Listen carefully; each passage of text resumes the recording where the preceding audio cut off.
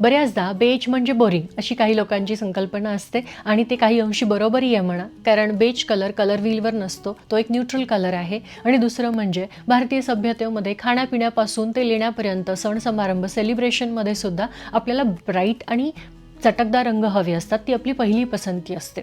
अशा वेळेला मळकटशा दिसणाऱ्या बेज कलरला कोणच विचारणार. मी आत्ता जरी तुम्हाला विचारलं की तुमच्यापैकी किती जणींच्या कपाटात मी नेसली आहे त्या रंगाची साडी आहे किंवा स्क्रीनवर दिसती आहे त्या रंगाची साडी किंवा चला पंजाबी ड्रेस तरी आहे, तरी मला शंका आहे की होकारार्थी उत्तर हे किमान 1 अंकी टक्केवारीत तरी मिळेल का? वेस्टर्न जगामध्ये हा बेज कलर अगदी सेलिब्रेटेड कलर आहे, सर्रास वापरला जातो. पण भारतीय फॅशनमध्ये मात्र तो जरासा उपेक्षित कलर आहे आणि म्हणूनच it's all about beige today. आजच्या व्हिडिओमध्ये तुम्हाला बेज रंग म्हणजे नक्की काय, तो कसा स्टाईल करायचा, तो स्टाईल करतानाच्या टिप्स ट्रिक्स या सगळ्या प्रश्नांची उत्तरं मिळणार आहेत. तुम्हाला वाटतंय त्यापेक्षा कितीतरी जास्त इंटरेस्टिंग हा रंग आहे आणि पर्यायाने आजचा व्हिडिओसुद्धा. त्यामुळेच प्रथम दर्शनी बोरिंग वाटणाऱ्या बेज रंगाची फॅसिनेटिंग कलर सायकोलॉजी समजून घेण्यासाठी आजचा हा व्हिडिओ शेवटपर्यंत नक्की पहा.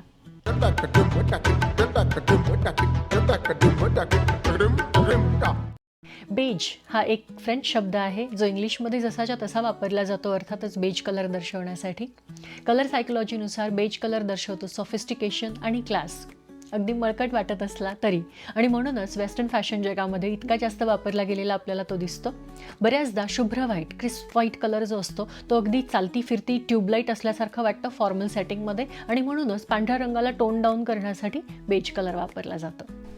पांढऱ्या रंगामध्ये पिवळा आणि ब्राऊन हे 2 रंग मिक्स केले की आपल्याला मिळतो बेज कलर. म्हणजे बेज कलरमध्ये पिवळ्या रंगाचं अस्तित्व असल्याने तो कधी कधी स्लाईट गोल्डन वाटू शकतो, आणि जर त्याच्यामध्ये ब्राऊन रंगाचा प्रेझेन्स वाढला तर तो ब्राउनिश बेज तयार होतो.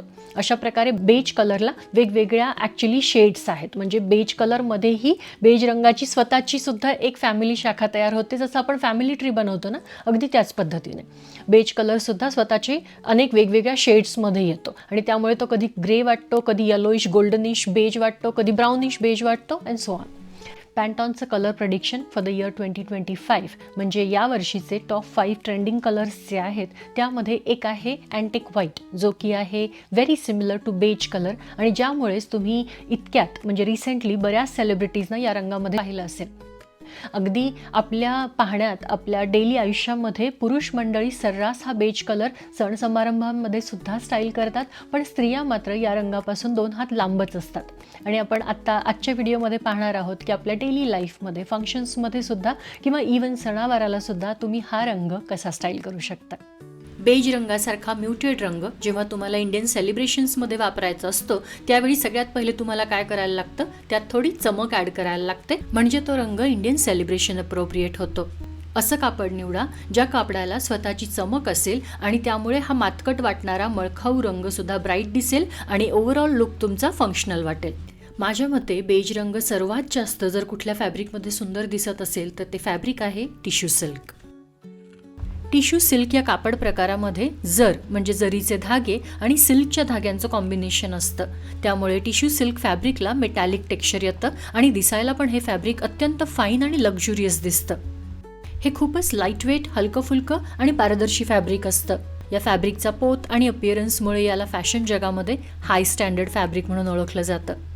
टिश्यू सिल्क साड्या मागच्या काही वर्षांपासून खूप ट्रेंडमध्ये आहेत. शिवाय न्यूट्रल कलर्समध्ये टिश्यू सिल्क साडी खूप सुंदर दिसते, आणि त्यातही beige colour tissue silk sari is my personal favourite. रंग आणि कापडासोबत यावर अजून एक गोष्ट सोने पे सुहागा दिसते, आणि ती म्हणजे जरदोसी वर्क.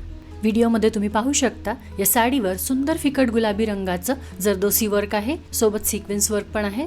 साडीचं जे कापड आहे, नाजूक पोत, टिश्यू सिल्क, त्याला शोभून दिसतील असे नाजूक काठ आहेत या साडीला, आणि सेम डिझाईनचं बुट्टी वर्क पण आहे साडीवर. टू बी व्हेरी ऑनेस्ट, ही साडी, यावरची हँड एम्ब्रॉयडरी एक उत्तम उदाहरण आहे ब्युटिफुल क्राफ्टमॅनशिप आणि प्रीमियम क्वालिटीचं. यामुळे या साडीच्या रिचनेसमध्ये खूप वाढ झाली आहे. या साडीला एक नाजूक आणि फंक्शनल टच ॲड करण्याचा जो आपण प्रयत्न करतोय तो परफेक्टली साध्य होतोय जरदोसी वर्कमुळे. या साडीवरचं वर्क खूप कमीसुद्धा नाही आहे किंवा खूप हेवी वाटावं असं सुद्धा नाही आहे, अगदी बॅलन्स वाटावं इतकं परफेक्ट आहे, आणि त्यामुळेच ही साडी मुलगी, आई, आजी तिन्ही वयोगृप वापरू शकतात आणि साडीमध्ये इन्व्हेस्ट केलेले पूर्ण पैसे वसूल होतात. मला माहीत नाही तुम्ही या लुकमधली एक गोष्ट नोटीस केली की नाही, पण मला ती आवर्जून मेन्शन करावीशी वाटते आणि ती म्हणजे या साडीसोबत जो ब्लाऊज मी पेअर केला आहे तो अगदी नॉर्मली स्त्रिया डे टू डे लाईफमध्ये जो घालतात त्याच पद्धतीचा आहे. अजिबात सेलिब्रिटी स्टाईलचा नाही आहे, इन्फ्लुएन्सर स्टाईलचा नाही आहे, पण तरीसुद्धा लुकमध्ये अजिबात कॉम्प्रोमाइज झालेलं नाही आहे. ते तुम्ही व्हिडिओमध्ये पाहू शकता. या पहिल्या लुकसाठी मी ही साडी या साडीसोबत आलेल्या ब्लाऊज पीसचं ब्लाऊज बनवून स्टाईल केली आहे आणि आता मी तुम्हाला या साडीसोबत अजून एक माझं ऑल टाईम फेवरेट कॉम्बिनेशन दाखवते. बेज रंग माझ्या मते जर कुठल्या रंगासोबत सर्वाधिक सुंदर दिसत असेल तर तो आहे पिंक. रंगांच्या जगामधली राममिलाई जोडी असं मी म्हणते या दोन्ही रंगांना. बेज आणि pink goes so well with each other. मी माझ्या डोक्यामध्ये या दोन रंगांचं लग्न लावून टाकलं आणि त्याच्यामुळे बऱ्याचदा I end up styling them together and that you are going to see a lot in this video also. Beige कलरचा म्युटेड टोन आणि पिंक कलरचा व्हायब्रंट अपीअरन्स या दोघांना एकमेकांसाठी मेड फॉर ईच अदर बनवतं. And then of course not to forget हे कॉम्बिनेशनसुद्धा तुम्ही इंडियन सण समारंभ सेलिब्रेशन्स कार्यक्रम सगळीकडे वापरू शकता. आय एम शुअर हा पर्टिक्युलर पॉईंट तुम्ही स्वतः पण नोटीस केलाच असेल, पण तरी मला मेन्शन करायला आवडेल. तो पॉईंट म्हणजे ही साडी जेव्हा आपण मोनोक्रोम स्टाईलमध्ये म्हणजे त्या साडीच्याच ब्लाऊजसोबत स्टाईल केली तेव्हा तिचा एक वेगळा क्लास होता. But the moment I paired it with the pink colour blouse it is gently highlighting my complexion. It is very joyful and young combination in my opinion. हे झालं साडीच्या बाबतीत, पण हाच रंग, हेच फॅब्रिक आणि सिमिलर हँडवर्क असलेला पंजाबी ड्रेसचा ऑप्शन पण तुम्ही ट्राय करू शकता. या प्रकारचा बेज कलरचा टिश्यू सिल्कचा A line kurta set with delicate hand embroidery on it एक टाइमलेस एडिशन असेल तुमच्या वॉर्डरोबमध्ये. हा एक डिझायनर कुर्ता सेट आहे. टिश्यू सिल्कला कॉम्प्लिमेंट करेल असं ऑर्गॅन्झा सिल्क फॅब्रिकचं एक्सटेन्शन दिलं आहे या ड्रेसच्या स्लीव्सला आणि पॅन्टला सुद्धा. आणि त्या एक्सटेन्शनवरती सुरेख असं पिंक कलरच्या थ्रेडचं मुकेश वर्क केलेलं आहे आणि सिमिलर हँड एम्ब्रॉयडरी केलेली आहे ड्रेसच्या योकवर सुद्धा. आणि थ्रूआउट पुढच्या बाजूने बुट्टीचं डिझाईन दिलेलं आहे ड्रेसवरती, मागच्या बाजूने सुद्धा आहे. असं छोटं छोटं डिटेलिंग जेव्हा ड्रेसमध्ये ॲड होतं त्याचा क्लास वाढतो आणि ड्रेस डिझायनर कॅटेगरीमध्ये जातो. आय अंडरस्टँड की असा हा बेरंग ड्रेस तुम्ही एखाद्या शुभ कार्याला किंवा सेलिब्रेशनला घालून नाही जाऊ शकत, पण हीच तर खरी या रंगाची गंमत आहे.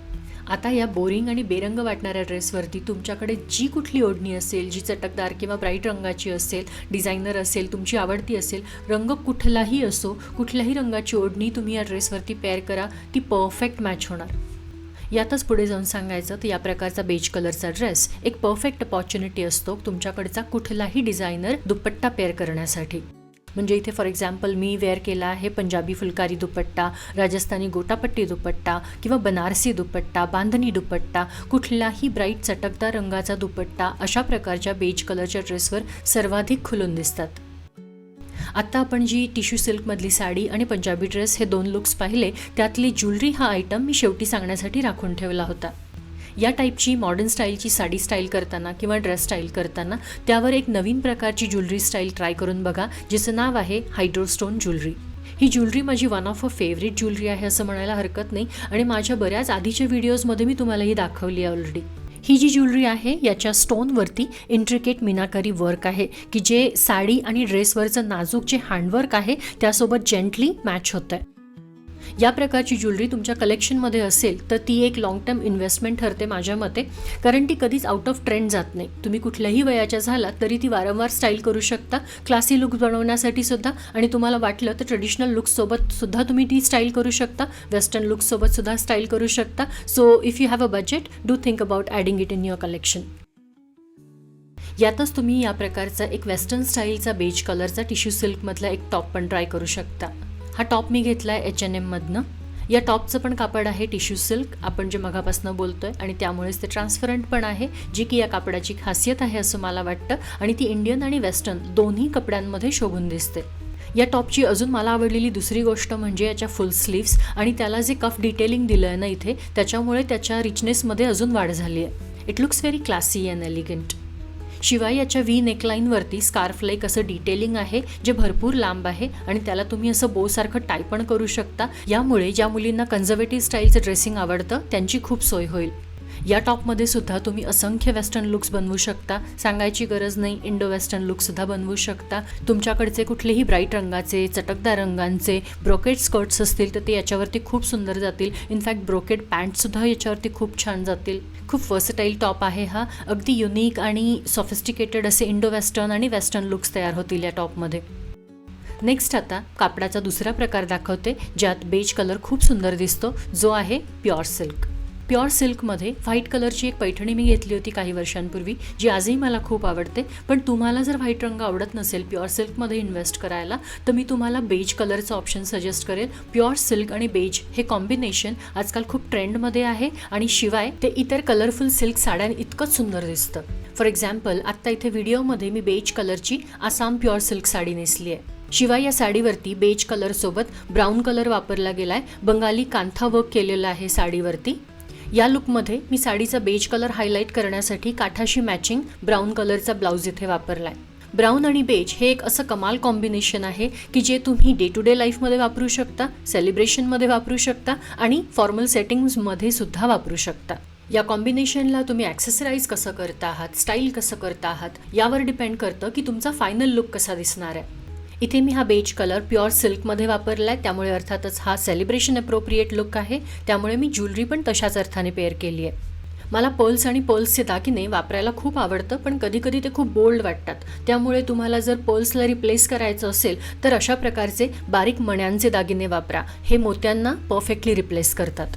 या मण्यांचा सुद्धा रंग क्रीमी व्हाईट आहे, बेज कलरचा आहे, त्यामुळे या साडीसोबत परफेक्टली मॅच होतोय आणि बेज कलरचा जो वाईब आपण तयार करतोय तो वाईब कंटिन्यू होतोय. मी इथे बेज कलरमध्ये आसाम प्युअर सिल्क साडी घेतली आहे, पण तुम्ही पैठणीचाही विचार करू शकता. प्युअर सिल्कची बेज कलरची पैठणी खरंच सांगते इतकी सुंदर आणि युनिक दिसते की एवढ्या बोरिंग वाटणाऱ्या रंगातही तुम्ही कित्येक इंच लक्ष वेधून घ्याल. यात अर्थात इतरही ट्रेडिशनल सिल्कच्या साड्यांचे प्रकार आहेत. तुम्ही बनारसी घ्या, प्युअर सिल्क घ्या, गढवाल घ्या, कुठलीही आपली पारंपरिक सिल्कची साडी तुम्ही विकत घ्या. या रंगामध्ये मी खात्रीनं सांगते ती कमालच दिसणार. आपले नेहमीचे चटकदार रंग प्युअर सिल्कमध्ये छानच दिसतात, त्यावर काहीच दुमत नाही, काहीच वाद नाही. परंतु फॉर अ चेंज जेव्हा तुम्ही बेज कलरसारख्या एका म्युटेड रंगामध्ये प्युअर सिल्कच्या साडीमध्ये इन्व्हेस्ट करता, तेव्हा इतर रंगांइतकीच किंवा त्याहून किंचित अधिकच आवडीनं तुम्ही ही बेज रंगाची प्युअर सिल्कची साडी नेसता, हे मी तुम्हाला अनुभवानं सांगते. यानंतर टिश्यू सिल्क आणि प्युअर सिल्क या दोन सिल्क प्रकारानंतर पुढच्या फॅब्रिक प्रकाराकडे वळूयात, जे आहे मोर अफोर्डेबल वन आणि जे आहे तुमचं माझं सगळ्यांचं फेवरेट प्युअर कॉटन. अशा या सिंपल आणि अफोर्डेबल कॉटन बेज साडीला तुम्ही तुमच्या हव्या त्या आवडत्या ब्लाऊजसोबत पेअर करा. ते इतकं उठून दिसेल की तुम्ही स्वतःच्या प्रेमात पडाल. I am not kidding. For example, मी आत्ता इथे ही साडी पेअर केली आहे एका पिंक आणि रेड कलरच्या ब्लाऊजसोबत. आता याचं स्टायलिंग पण एक्सप्लेन करते. या प्रकारचं बेज कलरसोबतचं कॉम्बिनेशन करताना नेहमी एक गोष्ट लक्षात ठेवा की ज्या कुठल्या रंगाचं पेअरिंग तुम्ही करता आहात बेज कलरसोबत, त्याच रंगाची स्टेटमेंट ॲक्सेसरी पण सोबत पेअर करा. उदाहरणादाखल या लुकबद्दल बोलायचं झालं तर मी बेज कलरच्या साडीसोबत पेअर केलेल्या पिंक कलरच्या ब्लाऊजबरोबर पिंक कलरचीच एक मोठी स्टेटमेंट टिकलीसुद्धा लावली आहे इथे, आणि त्यामुळे लुक किती कमालीचा उठला आहे ते तुम्ही पाहू शकता. गोष्ट छोटी आहे पण इम्पॅक्ट मात्र मोठा आहे. यातल्याच दुसऱ्या उदाहरणाबद्दल बोलायचं झालं तर बेज कलरच्या साडीसोबत जिथे मी लाल रंगाचा ब्लाऊज पेअर केला आहे, त्या लुकमध्ये मी खूप साऱ्या लाल रंगाच्या काचेच्या बांगड्या घातल्यात. त्यामुळे लुक कोहिसिव्हसुद्धा झाला आहे आणि अट्रॅक्टिव्हसुद्धा. अशा या छोट्या छोट्या डिटेलिंगमुळे काय होतं, लुक व्हिज्युअली प्लीजिंग होतं. मागच्या काही वर्षात मी जे काही आयव्हरी आणि बेज कलरचे लुक्स तयार केले आहेत, त्यातले काही रेफरन्स म्हणून मला इथे वापरायला नक्की आवडतील. या लुकमध्ये पहा, जो मी 1-2 वर्षापूर्वी दिवाळीला केला होता. इथे मी आयव्हरी बेज कलरची साडी पेअर केली आहे आणि त्या लुकसोबत काही लाल रंगाची फुलं केसांमध्ये माळली आहेत. साडीच्या काठाला किंवा ब्लाऊजला मॅचिंग अशी ही फुलं केसांमधून मायनस केली तर तुम्ही पाहाल की लुक किती बोरिंग होईल. पण फक्त या फुलांच्या एडिशनमुळे ओव्हरऑल लुकला इतका लिफ्ट मिळाला आहे की मला असं वाटतं की मला अजून काही एक्सप्लेन करायची गरज नाही. I am pretty sure you got my point. Next मी तुम्हाला बेज कलर आणि कॉटन फॅब्रिक यामध्ये माझा सगळ्यात फेवरेट ऑप्शन सुचवीन आणि तो आहे अंगरखा पॅटर्नचा अनारकली ड्रेस. हा ड्रेससुद्धा तुम्हाला माझ्या बऱ्याच व्हिडिओमध्ये आधी पाहिल्याचं आठवत असेल. अंगरखा ड्रेस म्हणजे ज्याला इंग्लिशमध्ये व्रॅप अराउंड ड्रेस म्हणतात, हा पूर्ण ओपन होतो या प्रकारे. अंगरखा ड्रेस असल्यामुळे त्याला दोन्ही साईडला असे टायप्स असतात. याला दोन्ही बाजूंना असं टाय केलं की तो बॉडीचा शेप घेतो आणि ड्रेस फॉर्म होतो. आता असा ओपन स्टाईलचा अंगरखा ड्रेसच का ते सांगते. या प्रकारच्या अंगरखा स्टाईल ड्रेसमध्ये नॉर्मल अनारकली ड्रेसमध्ये असते तशी प्री स्टिच अंडरबस्ट फिटिंग नसते. त्यामुळे एक महत्त्वाची गोष्ट होते आणि ती म्हणजे तुमची साईज जरी वाढली तरी अनारकली ड्रेसला जो एक वियर्ड टाईटपणा येतो, त्यामुळे तुम्हाला कुर्ता होत नाही, तर तसा प्रॉब्लेम या अंगरखा स्टाईल कुर्त्यामध्ये होत नाही. मी सुरुवातीपासून जो पॉईंट सांगते की बेज कलर खूप वर्सटाईल पीस आहे. तो खूप वेगवेगळ्या गोष्टींसोबत तुम्ही स्टाईल करू शकता, पेअर करू शकता. ती एक टाईमलेस इन्व्हेस्टमेंट आहे. त्यामध्ये आपण खूप सारे पैसे गुंतवतो. त्यामुळे तुम्हाला कुठलाही ड्रेस शिवताना तो अशा प्रकारे शिवावा असं मला वाटतं की जेणेकरून तुमची साईज बदलो किंवा तुमचं वय बदलो त्याने तुमच्या स्टायलिंगवरती किंवा त्याच्या घालण्यावरती काही प्रभाव पडू नये.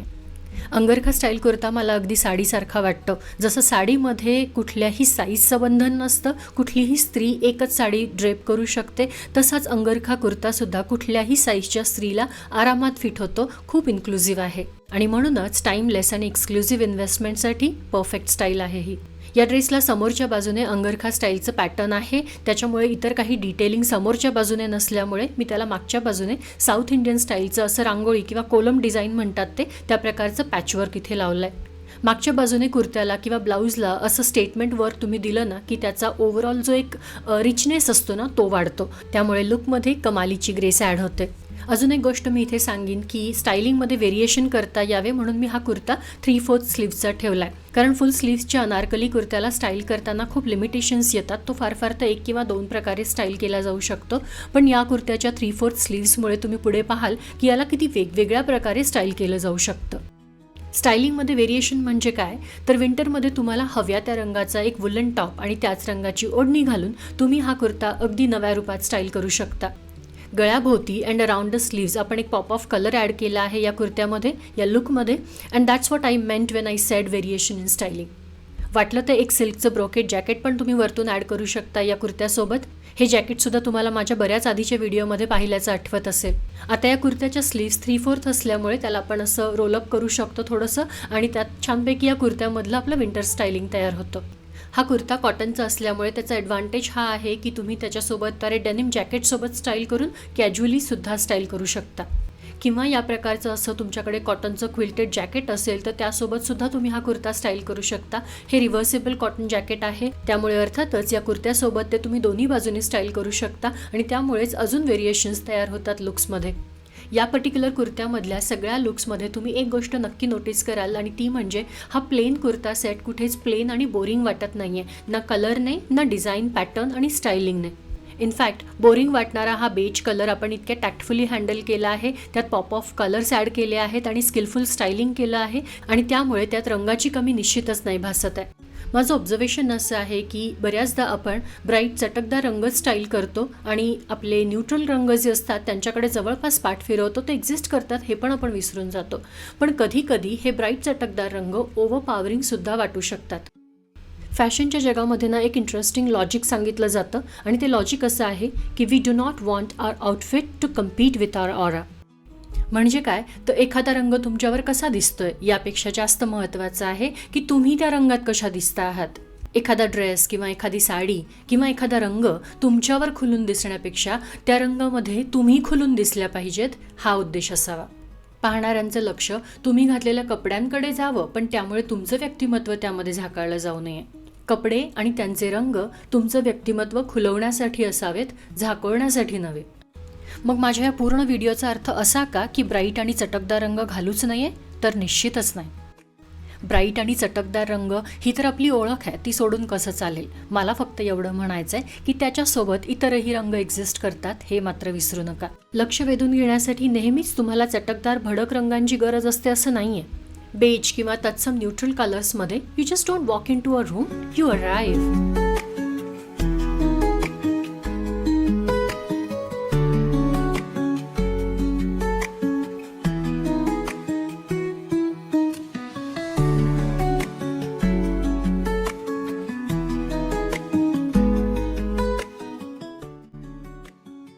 देर इज अ रिझन की फॅशनच्या जगामध्ये बेज कलरकडे क्वाईट लक्झरी म्हणून बघितलं जातं.